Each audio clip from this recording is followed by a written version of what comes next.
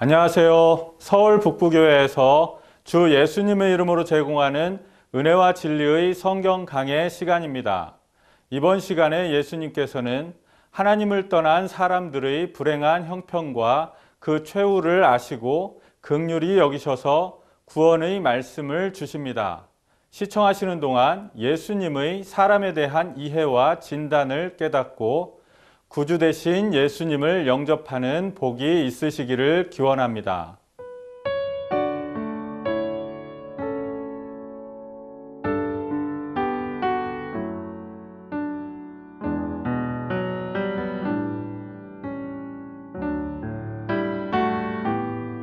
영원히 죽게 될 내 영혼 구하려 주께서 십자가 지셨네. 우리의 죄악을 용서해 주시려 갈보리 험한 길 가셨네. 나의 죄 사했네. 나의 죄 사했네. 주님이 지신 십자가로 우리 주 예수님 날 대신하시고 죄 없이 십자가 지셨네. 나의 맘 깨끗게 하려고 오신 주 사랑은 한없이 크도다. 주께서 내 죄를 사하심으로는 온전히 자유함 얻었네. 나의 죄 사했네. 나의 죄 사했네. 주님이 지신 십자가로 우리 주 예수님 날 대신하시고 죄 없이 십자가 지셨네. 안녕하세요. 서울 북부교회 박준영입니다. 오늘은 요한복음 6장을 총정리하는 의미에서 중요한 부분을 또 이렇게 보면서 정리를 해보겠습니다. 특별히 그 요한복음 6장 1절과 1절, 2절, 5절까지 보시면 예수님께서 갈릴리 바다 건너편을 가셨을 때 큰 무리가 따르는 장면, 또 예수님께서 큰 무리가 자기 오는 것을 보시고 불쌍하시는 장면, 이 장면에서 배울 교훈이 있다고 생각이 돼요. 예수님이 큰 무리를 대하시는 이런 마음, 에서 배울 바가 많이 있고, 또한 유대인들이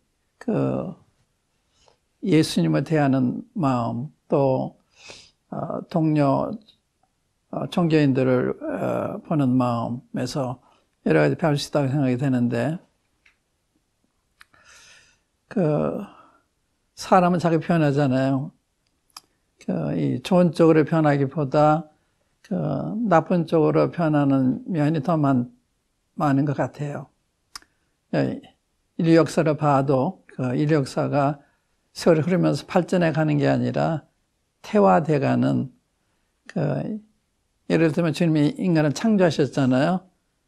그런데 점점 범죄한 다음에 나빠져가지고 노아 심판을 당하잖아요. 그러고 나서 또 그런 걸 겪었는데도 불구하고 그걸 쉽게 잊어버리고 나중에 이제 소돔 고모라를 소돔 고모라 같은 이런 아주 도덕적으로 타락한 이런 문화가 생기고, 또 유대교 전체를 보면 유대교가 모세와 모세의 행적을 본 여호수아 여호와의 행적을 본 장로들이 사는 동안에는 여호와를 따라 이렇게 이루게 돼 있어요. 근데 그 이후에 난 그 세대들이 하나님을 알지 못함으로 하나님을 떠나고 이방 풍속을 쫓고 다른 종교를 쫓는 이런 장면을 보게 되는데, 그래서 유대교가 마침내는 하나님의 아들 예수님 십자가에 못 박잖아요. 이것이 우리는 남에게 생각되지만 오늘 우리 앞에 예수님 오신다면 똑같은 현상이 반복될 것이다. 항상 우리는 그런 생각하잖아요. 나는 예외다. 나는 거기에 그렇지 않다. 그런 거 같잖아요. 사람 다 비슷해요. 그래서 우리 자신을 경외할 필요가 있는데, 유대교가 예수님 십자가에 못 박았다고 하는 것은 가장 선하신 분, 가장 의로우신 분, 가장 거룩하신 분을 배척한 거예요. 그래서 빌라도가 재판할 때 명절이 되면 죄수하나를 놓아주는 전례가 있어서 한 사람을 놔줘야 되는데, 그때 유대인들 앞에 제시된 것이 살인 강도인 바라바의 강도하고 예수님을 이 둘 중에 누구를 석방했으면 좋겠냐 했을 때 바라바를 택합니다. 살인 강도를 택하고 의로우심을 배척해요. 이게 인간이죠. 우리도 얼마든지 그럴 수 있는 소지, 품성을 가지고 있어요. 우리는 태어날 때부터 제 성품을 가지고 태어나기 때문에 우리 속에는 살인할 수 있는, 우리가 풀리하면 살인도 하고 사기도 하고 어떠한 불의와 악을 행할 수 있는 이런 잠재력을 가지고 있는 게 우리입니다. 그래서 내가 그럼 그리스도라고는 유대인의 왕이라고 하는 예수님을 어떻게 하자 그러니까 십자가에 못 박아 달라 그래요. 대중이 소리 줍니다. 우리가 이제 요한복음 6장 5절을 보면 큰 무리가 나와요. 큰 무리. 5,000명 이상 된 무리인데 여자와 아이를 외에 5,000명이다. 다른 복음서는 그렇게 돼 있어요. 그러니까 한 10,000명 내에 되는 큰 무리가 무리를 볼 수가 있는데, 이 무리들이 뭐냐? 이 중에 우리도 다 포함이 되어 있는 거예요. 근데 이제 이 무리들 보면, 성경에 보면, 목자 없는 양 같다. 주님 그래서, 마태복음 9장에 보면 예수께서 큰 무리를 보시고, 목자 없는 양과 같이, 고생하며 유리한다. 목자 없는 양.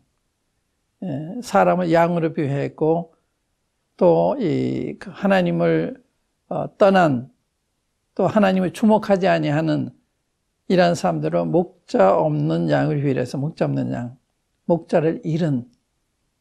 목자를 잃으면 양 굉장히 위험한 거잖아요. 양은 특징이 두 가지 있다고 그러잖아요. 하나는 방향 감각이 없어요. 자기 집 못 찾아가요. 또 양은 자기 방어를 못 해요. 상당히 유순한 선한 짐승이잖아요. 그러니까 목자가 없으면 굉장히 위험한 거죠. 보호해줄 사람도 없고, 또 집으로 인도해 줄 사람도 없고, 자기 방어도 할 수 없고, 이게 우리 인간이거든요. 근데 목자 없는 양이란 말은 굉장히 위험한, 우리의 차 굉장히 위험하다 이런 뜻입니다. 여러분들이 나는 그렇지 않아 그럴지 모르지만 하나님이 그렇게 보시는 거예요. 마태복음 9장에 보면 큰 미를 보시고 목자 없는 양 같이 유리하며 고생하며, 그래서 그들을 민망히 여기셨다, 불쌍히 여기셨다. 삼복음서에는 다시 말하면 마태, 마가, 누가 이 공관 복음서에는 이 무리를 불쌍히 여겼던 게 다 기록이 됐어요. 요한복음은 그렇게 기록이 안 됐습니다만은 불쌍히 여기셨다. 그 말이 굉장히 좋은 말씀이에요. 사람이 짐승과 다른 이유는 슬퍼할 줄도 알고 웃을 줄도 알고 아픈 사람 보면 동정심이 일어나고 이게 우리한테 기본적으로 있지요. 그런데 악이 압도하기 때문에 그걸 발휘하지 못하는 경우가 많이 있는데 근데 이 큰 무리는 지금 우리가 이분들에 대한 이야기 하고 있지만 우리에 대한 이야기를 한다고 들으셔도 돼요. 나에 대한 이야기 한다고 들으셔도 돼요. 이 목자 없는 잃은 양이다 이렇게 표현하고요. 또 이 누가복음 15장에 보면 목자를 떠난 그 잃은 양 한 마리 있잖아요. 그 다음에 또 이 여자가 그 마중에 한 들어가면 잃었다 그러잖아요. 돈. 이건 은전입니다. 은전을 잃어버린 거. 이 은전을 잃었다는 건 뭘 의미하느냐. 이거 다 죄인을 상징하는 건데, 인간이 하나님의 손에서 벗어나면 가치 없는 무익한 사람이 된다. 그런 뜻이에요. 여러분들 자신을 그렇게 생각하지 않으시겠죠? 그게 하나님이 보시는 거예요. 무익하다. 가치 없다.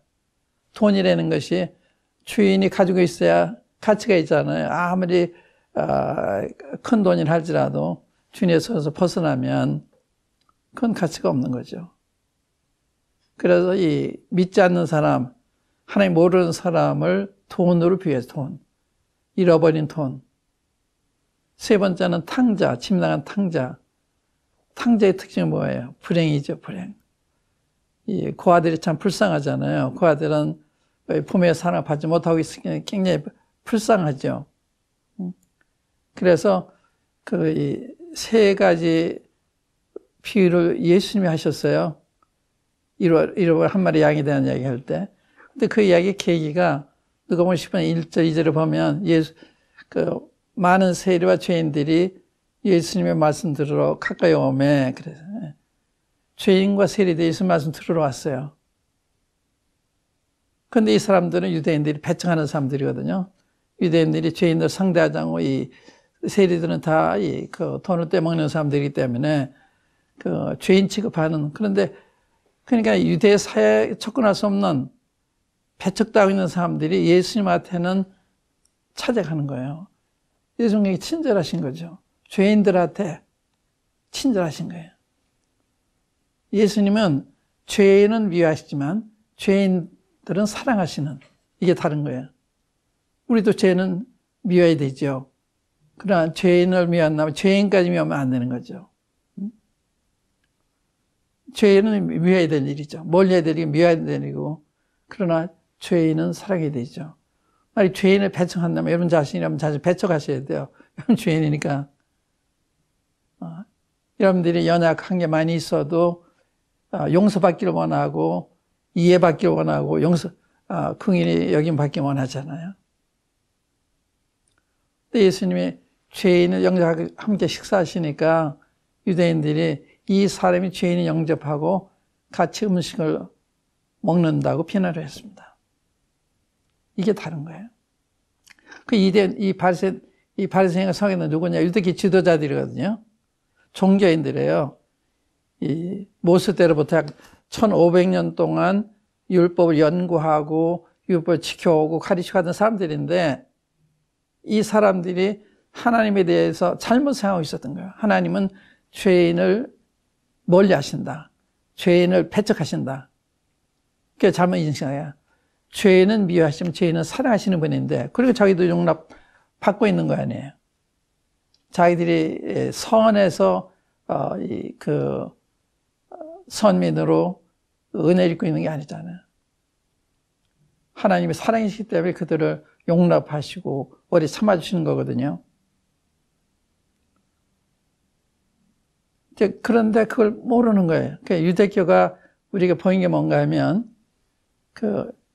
인간 종교라는 건 악한 거로구나. 인간 종교가 가장 선하신 분을 배척한 거예요. 십자가 못 박은 거예요. 인간 종교, 지구상의 모든 종교를 보세요. 기독교를 포함해서. 종교가 선한가요? 종교가 지탄을 받고 있잖아요. 하나님 그런 분이 아니세요. 예수님 그런 분이 아닌데 잘못 배웠기 때문에, 잘못 말씀을 읽었기 때문에 그런 사람이 된 거예요.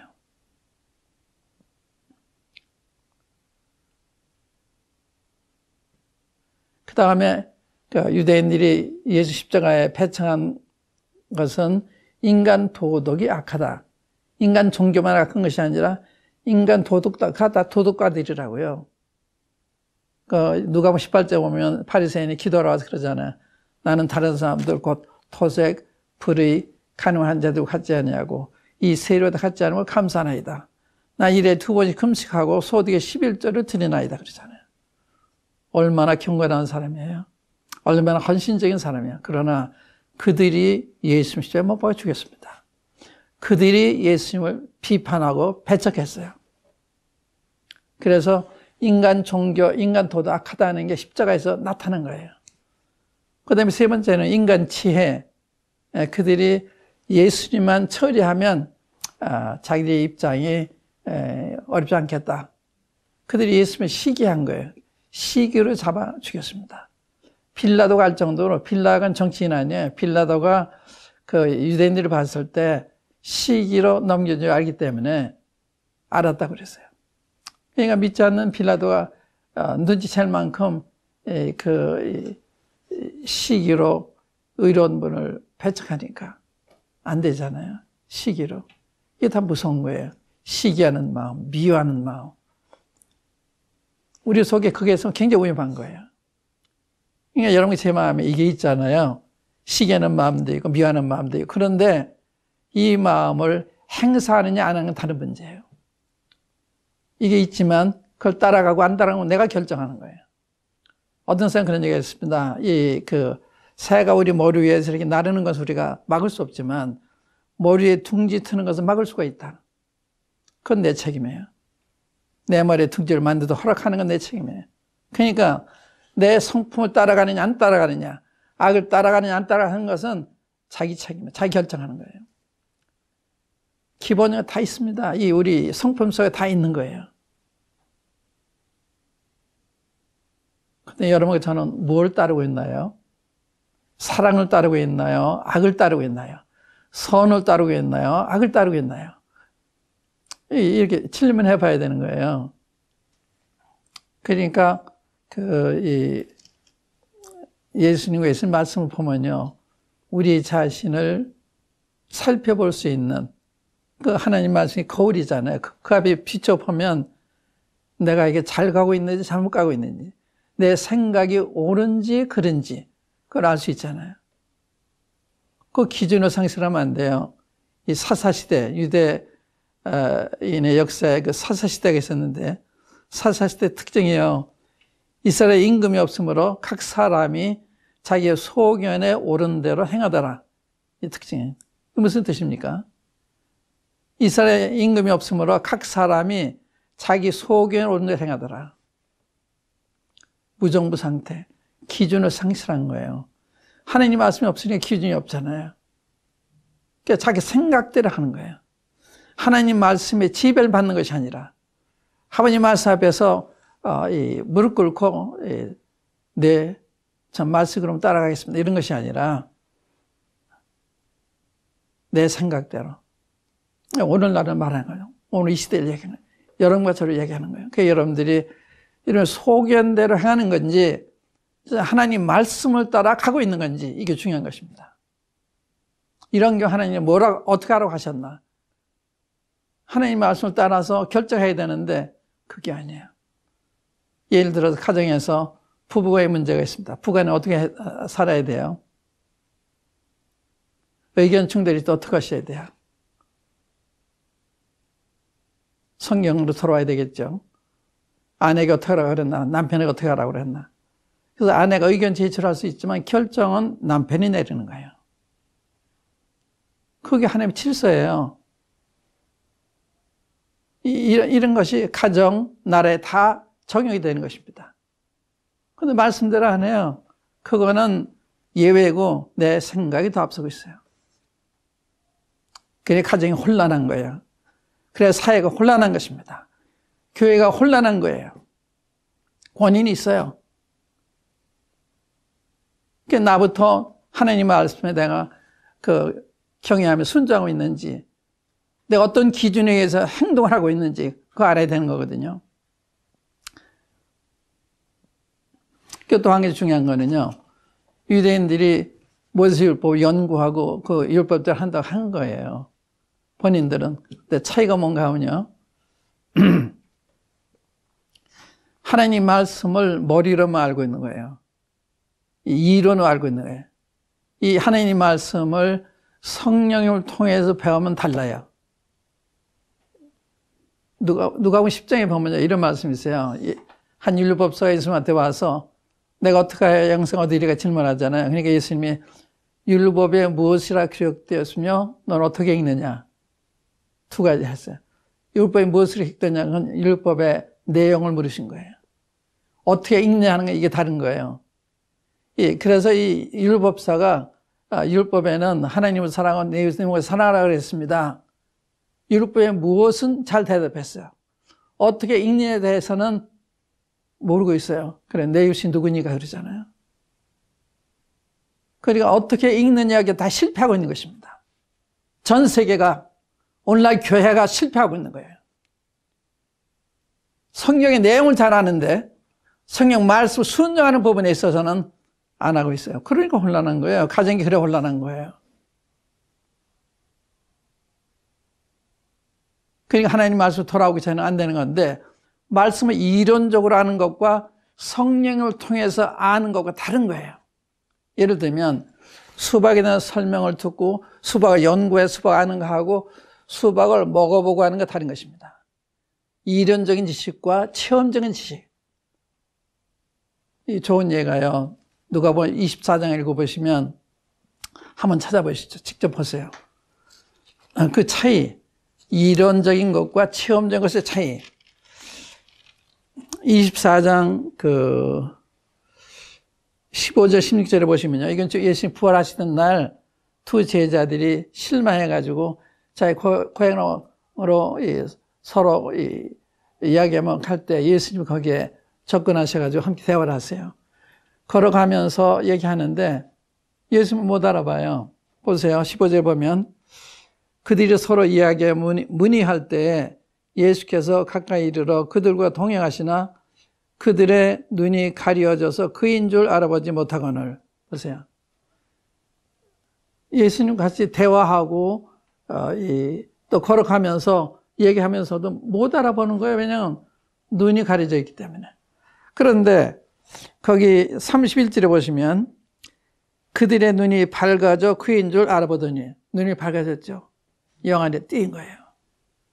그러니까 성경 이론적으로 하는 것은 그런 거예요. 앞에 말한 15, 16절의 상황이라면 성령에서 볼 때는 눈이 떠져서 보는 거 아니야. 눈이 밝아져 그인 줄 알아봤다. 그러잖아요. 그 다음에 32절에 보시면 그들이 서로 말하되 길에서 우리에게 말씀하시고 우리에게 성경을 풀어주실 때 우리의 속에서 마음이 뜨겁지 아니하더냐. 곧 그때로 일어나 예루살렘에 들어가 보니, 보세요. 성경을 주님이 풀어주실 때 우리의 마음이 뜨겁지 않더냐, 이겁니다. 그러니까 성경은 성령님을 통해서 읽어야만 그게 진짜 읽는 것이고 도움이 되는 거예요. 머리 읽으면 오히려 해로울 수가 있습니다. 지식은 사람을 교만하게 하는 것이기 때문에. 그러니까 성령을 통해서 배워야만 내 영혼이 자라고 예수님을 닮아가고. 그런데 그렇지 않으면 여전히 지식은 있는데 말은 다 하는데 사람은 그렇지가 못한 거예요. 그래서 이 성경은 성령님의 도움을 받아서 읽어야만 도움이 되는 거예요. 성령 역사하실 때는 낱말 한마디가도 주님 역사를 해서 하나님 한마디가 우리의 영혼을 크게 충만케 할 수, 하나님 은혜, 한 낱말만 가지고도. 어느 날 사도행전 9장에 있는데 9장에 그 사도 바울이 회심에 대한 이야기인데 그가 다메섹도에 갈 때 호련히 하늘로서 우리 동행을 둘러 비치는 줄 압니다. 호련히 하늘로서 저는 두 말씀이 저한테 맞아. 호련히 하나님 갑자기도 역사하시는 분이시구나. 또 하늘로서 이 세상은 다 문이 닫혀 하늘이 열려져 있구나. 그걸 아침에 보셨는데 오후에 그걸 증명하셨어요. 하나님은 이 낱말을 가지고도 말씀하시는 거예요. 호련히 하늘로서. 그러니까 주의 음성을 들으려고 노력해야 되는 거거든요.